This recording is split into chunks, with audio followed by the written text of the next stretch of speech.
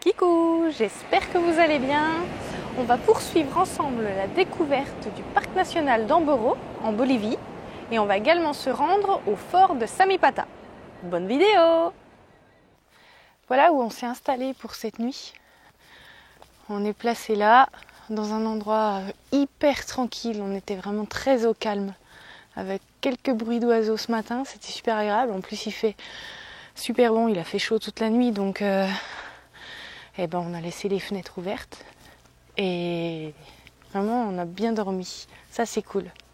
En plus, on a les collines tout autour, donc c'est super sympa. Donc là, nous sommes un petit peu plus bas que le fort de Samipata. Alors hier, on a décidé donc de faire le petit détour pour essayer d'aller au fort de Samipata, puis éventuellement y dormir.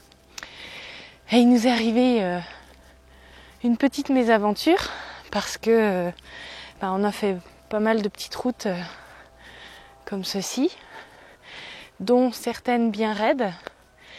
Et puis à un moment donné, paf, on atterrit devant un portail sur une pente assez raide. Alors on était bien embêtés parce qu'on ne pouvait pas faire marche arrière. On était bloqués là devant le portail. Il y a quand même eu une personne qui est sortie de là, par chance. Alors on leur a expliqué la situation. Ils nous ont dit non, le site n'est pas ouvert, on peut pas vous ouvrir, etc. Et tout. On a dit nous on n'a pas le choix, on ne peut pas reculer, c'est trop raide, on peut pas reculer, on peut pas faire demi-tour non plus. Alors on va dormir là devant le portail. Elle a quand même appelé quelqu'un. Et finalement, elle avait quand même les clés. Elle nous a ouvert, on lui a dit ok, on fait demi-tour un peu plus loin, puis on repart. Donc on a été faire notre demi-tour. Et puis ensuite, on a atterri donc dans le virage. Je suis un peu essoufflée parce que ça monte en même temps. Et puis voilà, puis là aujourd'hui, du coup, on va remonter. Et on va aller visiter le fort de Samipata.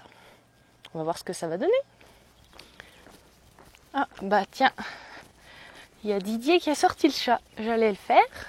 Du coup, il est déjà dehors, notre minou.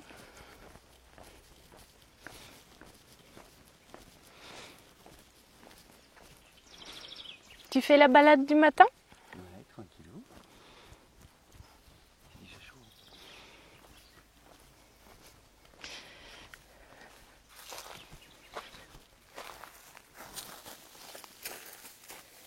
Tu découvres, mon pépère ?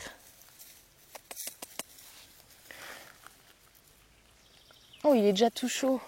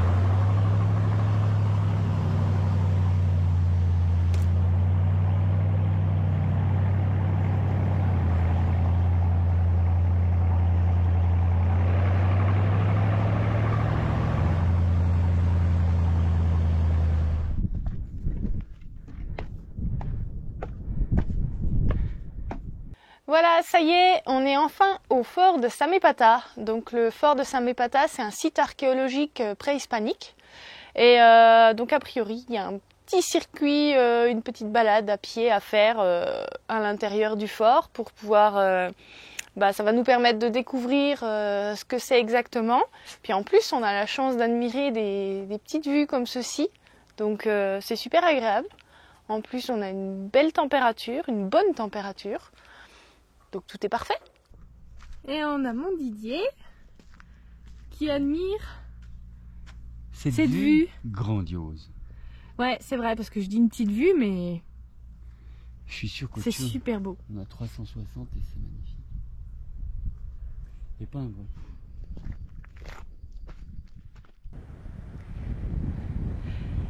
Alors regardez, on voit le camion tout en bas. Donc là, on a fait la boucle juste derrière. Et ensuite, on voit notre camion Mike Zulu.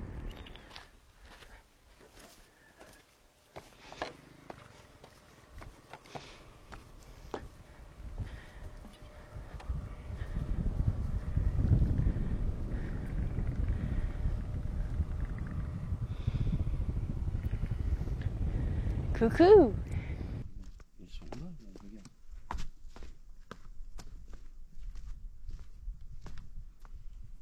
J'aime bien ces petites cabanes là qui sont construites, c'est super joli. Alors je sais pas si vous arriverez à voir, mais il y a différentes choses qui sont représentées. Ici on a un jaguar.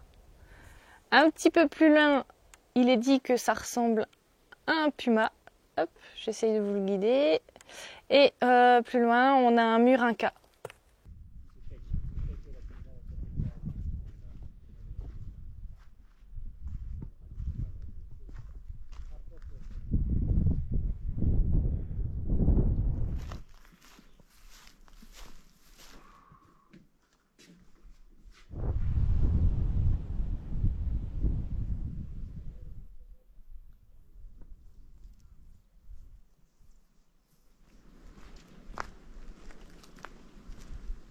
Et voilà, la visite se termine ici.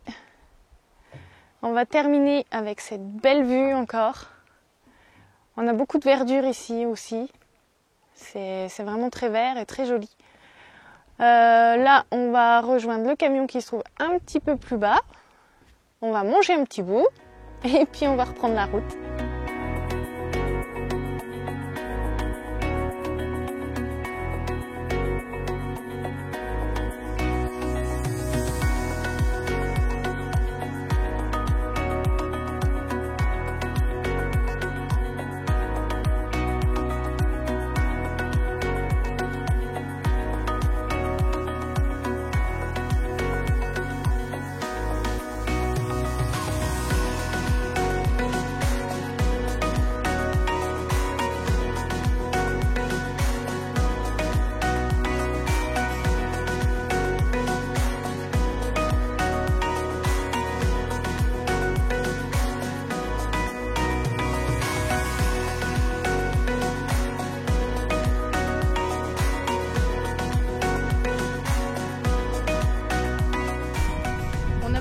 Encore quelques routes de montagne et on se régale les yeux encore. C'est encore changeant par rapport aux routes qu'on a pu voir auparavant.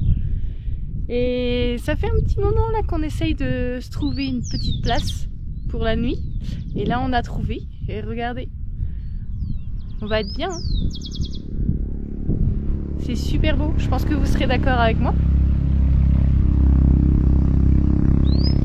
En tout cas, nous on aime. On a trouvé une place de manière à... Parce que par endroits, la route a tendance à s'affaisser un petit peu. Parce qu'il y a des glissements de terrain. Étant donné que la saison des pluies commence tout doucement, il y a déjà des glissements de terrain. On en a vu à plusieurs endroits. Et on cherchait à poser le camion à un endroit suffisamment robuste. Donc voilà, le camion est juste là. Je pense que vous le verrez. Juste là. Et on va pouvoir admirer la vue. C'est top, j'adore. On aime beaucoup quand on a la possibilité de se stationner près des paysages comme ceci. C'est grandiose. On s'y perd tellement c'est vaste et on peut admirer ça pendant des heures. D'ailleurs, c'est ce que Didier a fait. Il s'est posé, il a regardé longuement. Il a analysé un petit peu tous les recoins du paysage. Mais c'est vraiment plaisant de pouvoir faire ça. Là, donc on a passé une nuit, on est début d'après-midi. Didier a fait chauffer le camion. Et c'est reparti. On va par là-bas. Alors là, on voit la route ici, là, et on remonte aussi là-haut. Donc déjà, rien que ça, il y en a pour un petit moment.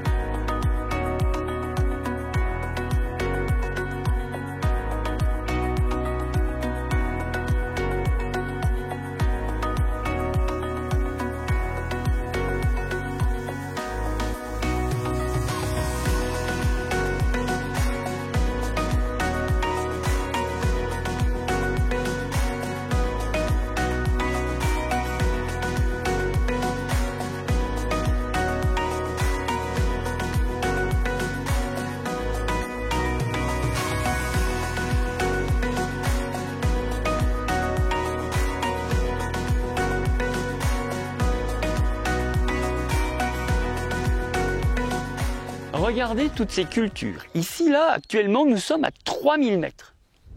Vous pouvez constater que ça monte jusqu'à 3005, 4000 mètres. Et jusqu'à des endroits qui sont très escarpés.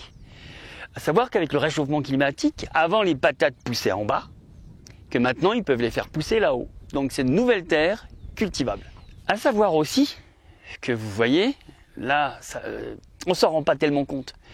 Mais quand vous regardez un tout petit peu sur le côté là-bas, ou sur le dessus devant le camion, vous apercevez que les pentes sont assez importantes. Il y en a d'autres qu'on a vues qui sont beaucoup plus importantes.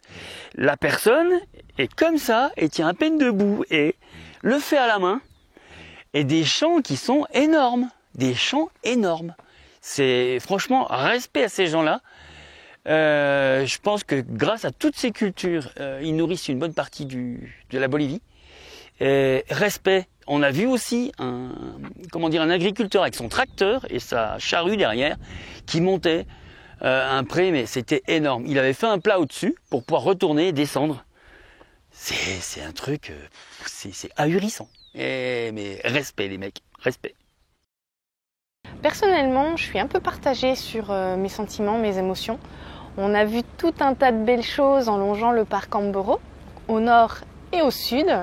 Mais je suis un petit peu frustrée, un peu déçue de ne pas avoir pu y rester plus longtemps pour admirer plus de paysages, en y passant quelques nuits ou bien en rentrant un petit peu plus à l'intérieur du parc.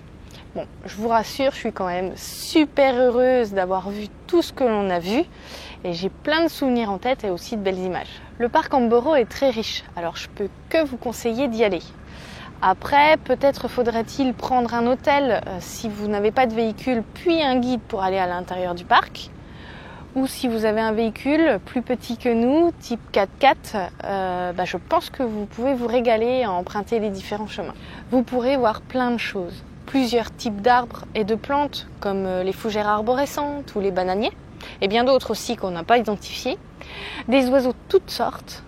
Il y a aussi des animaux que l'on n'a pas forcément l'habitude de voir, des piscines naturelles qui sont un peu cachées, etc.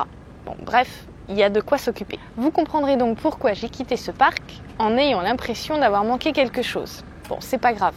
On a un gros véhicule et on a bien conscience que son volume et son poids peuvent parfois être un inconvénient. Heureusement, il a d'autres avantages. Je reste quand même avec de multiples belles images en tête de ce parc et des alentours. On vous dit à très bientôt pour la suite de l'aventure.